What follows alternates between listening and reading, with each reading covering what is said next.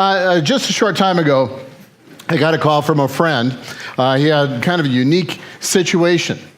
The unique situation is his wife hadn't really talked to him for a month, and actually was gone most of every day, spent her most of her nights at her mom's, and the few nights she was at home, she would go into the spare bedroom and just lock the door. And he called basically with the question that is the topic of this session: do I step in or do I step out? What do you think? What would you do? Rhetorical question. So Jesus, if we were to take a snapshot or a survey of Jesus' life, we could see there are times that he stepped in when he got disgusted with the money changers at the temple and threw them out. He stepped in to challenge the hypocrisy of the spiritual or the religious leadership of the time. We see times that he stepped out, most dominantly at the Garden of Gethsemane, where they came to arrest him. Instead of stepping in, he stepped out. And he stayed out through the trials and through the crucifixion. Tonight, as we interact with this, I'm going to make some assumptions. One is that you have a choice. And second, that you want to make a good choice, the best possible choice. Now, there are some that aren't like that. I have an associate. The way he handles conflicts is he just goes in and blows it up, vomits on everybody, and walks away. He doesn't care about relationships. I'm assuming that we want to make good choices. Conflict has the potential to be a growth point in our lives and a ministry point to others, because behind every conflict, there's pain. I'm going to give you some checkpoints as we go through this. One is that the sense of urgency that sometimes we feel in conflict is a false sense. There are very few conflicts that require immediate response. In fact, my urge sometimes is to go in, and if I just make it a matter of urgency when it's not, typically it blows up on me. Typically, I don't bring out anything of positive spiritual value or positive relational value. The second thing is that we have to measure. Not every conflict is important enough to go into. We have to measure, why is this important? Jesus did that. He looked at the big picture. When he decided not to go in at Gethsemane, he did because of the bigger picture, the long-term play. Sometimes we can fight over a hill and maybe win that hill and lose the battle. So my kid comes home and wants purple hair. Now, I'm a little traditional. Is that worth the battle? Well, that's something that needs to be determined. Why would it be worth the battle? Here's another thing, is to make sure that we understand who makes the decisions. Most of our decisions, apart from Christ's impact in our life, are made out of default. In other words, our choice of conflict is just an automatic response or an automated response based on our personality, based on how we've learned to do relationships and how we've learned to do conflict. There are trigger points that light us up, and we jump in because we have unhealed wounds. There's times that we have a heart idol, something that we hold treasured in. Somebody's molested that, and it changes us, and it makes us automated in response. So my kid comes home and wants purple hair. So I'm traditional. I don't want purple hair. But that's not the issue. I don't want people to look at my son with the purple hair and then look at me and say, what a rotten parent he is. Boy, he can't control his kid. You tracking me there? Yeah. Usually there's something deep in our heart underneath that drives our response. So we're really not making intentional choices. We're just reacting. And a bad reaction is just as poor as a bad action. Do you want to be controlled by that? See, there's other things that push us as well. We do really well at self-justifying. We do very well at being self-righteous. When I ask, what would you do? It was a rhetorical question. But we have that automated response. And if you're at all familiar with the Bible, you could come up with some verses to prove that you're right. This friend actually talked to his pastor, And his pastor's response was, you can validate this biblically whether you step in or whether you step out. But be careful. Be careful about choosing an action and then just finding verses to support your action. So we can do it maybe the way Jesus did it. How did Jesus do it? Jesus had a dependency on the Father and followed the Father's direction rather than being held hostage to his defaults. I believe that true freedom comes in the removal of artificial limitations, and those default mechanisms are artificial limitations. I believe that God can heal our heart and help us move away from their impact.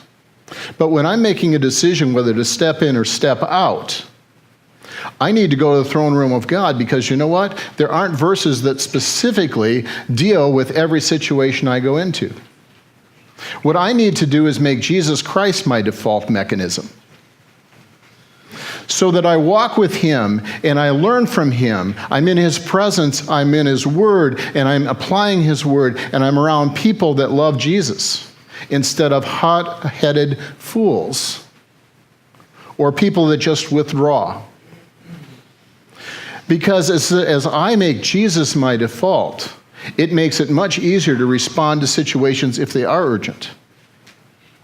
To respond to them if they are urgent. Practical consideration. One of the things that I try to build into my life and into my ministry is to hold back and not react until I have a heart of peace. Here's what a heart of peace is. So I have this discussion with my wife. I feel going red. Know what I'm describing there? Feel the temperature rising. The wisest thing that I can do is to step back, excuse myself, not just stomp away, and get into the presence of God. One, to forgive all those offenses that I imagine that my wife committed against me. But more importantly, to give God the chance to challenge my heart idol, to challenge me on what the things I need to be responsible and take responsibility for, and to expose the lies that I hold about my marriage, about my wife, about myself, and about God. Heart of peace. You can't determine God's direction for you in a conflict unless you have a heart of peace. There's just too much surface clutter. You can't see through it. Second thing is just being very, very careful to stay out of the red zone. I've not always done that well. All of us have trigger points. We know what the trigger points are. It's important to know ourselves. What are your trigger points? What are your defaults? And how to deal with those when you're in the midst of the temperature rising. One of the things you can do, by the way, is just script out what you're thinking. So you know that every time you see Uncle Bill, he's going to agitate you, he's going to press you right there, or your wife or your kids. You know it's going to come, you know your trigger points, you know your defaults. So take some time and script out. Think ahead how to process that. And as you do it, process an exit strategy. Instead of running away or stomping off, just to step back for a moment and say, I need to clear my head. I can't go forward in an honoring way. I need to excuse myself. This discussion is so important that I want to engage it with a clean heart. So my friend who called, his default, by the way, was to yield. He will always yield. He has spent a number of years in marriage always yielding. That was his default pattern. There were Bible verses, of course, to support that. You know, humbleness and allowing God's grace, things like that. But here he is, he's struggling. Do I step in? Do I confront? Do I change locks on the house? Or do I stay stepped out and give her room? Because the little communication that was given from his wife is, I just need time alone so I can sort some things out and hear God's voice. 1 month running plus. And he had to process that. So as we went through the checklist that I just gave you, his default was stepping out. I say, be careful not to fall into your default. Check your heart. You need a heart of peace. Because he always stepped out, he gave up the opportunity that God was inviting him for growth, and he gave up the opportunity to minister to his wife's true heart and to push her and then help her to grow. So his choice, interesting choice, good mix. He was going to let her know, okay, I want to give you the time. We're going to give you a certain amount of time, and then I'm going to step in. And then I'm going to change the formula here. I'm going to step into this in a more direct way. Again, the way you determine that is the presence of God. And you can't determine it without the heart of peace. So let me just take you through some general parameters, banks of the river, that I just try to live out in my life. One is that I step out when my heart is aflame or going red. When the trigger points get hit to the place where I can't maintain Christ, I need to step out. I step out when I'm clearly into my default mechanisms. I step out when my motive has changed from growing and investing to winning or leveraging for personal gain. I step out when the other person wants to fight. That's very, very counterintuitive for me. But a soft answer turns away wrath. If I want to go head to head, it's not that I'm too chicken to do that. It just won't accomplish anything except defile God and defile the relationship. I step out when it's not my fight. In other words, I don't take up somebody else's offense. Somebody tells me what they're all worked up about, so I get worked up about it and go to battle. But when I step in, there are times I step in when there is somebody that's defenseless or powerless. Because I believe that is my role as a Christ follower, to protect the defenseless and the powerless. I step in when there's a degree of danger, especially spiritual danger, because of a sin pattern or some movement sorts, some sin choices that will damage that individual and others. Now, I don't just do that randomly with a shotgun type of approach. These are people within my ministry sphere. I know their heart. I know what's happening. And I think that God calls us to intercede in those cases. That's different than overlooking. At times I overlook. That's what God calls us to do. You don't have to go to battle over everything. All of us are in a growth process and struggling. We'll make our mistakes, and the last thing you need is somebody jumping down your throat just because you've made a mistake. I'm talking about sin patterns or movement into sin patterns that damage and destroy in a very powerful way. I step in when a clear biblical principle is being dishonored, especially among Christians and Christian circles. Eric's comment this morning, silence implies approval. So if you're sitting around with a group or standing and visiting with a group of Christ followers or people that claim Christ followers, and they're racist jokes, you can pretend that you didn't hear it, you can just walk away and discuss, or you can step in and say, that is not appropriate. When gossip is taking place, you can either just feel awkward and excuse yourself, or you step in and you say, this is not honoring to God.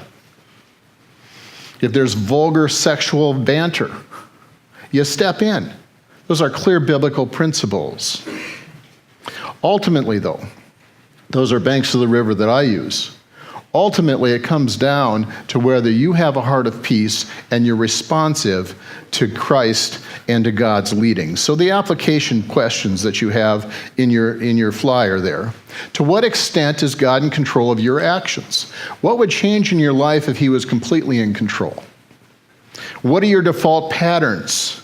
Are you happy, willing to let those define and control you? If not, what are you going to do, and when are you going to address those trigger points? What positive buffers do you weave into your life to diffuse the default patterns? Do you have somebody give you honest feedback? Are you willing and able to script out things to protect yourself from going red? And what steps will you define and implement to help you achieve and retain a heart of peace? Because you cannot make a good decision if your heart is not at peace, because it has to be controlled by Christ. Thank you.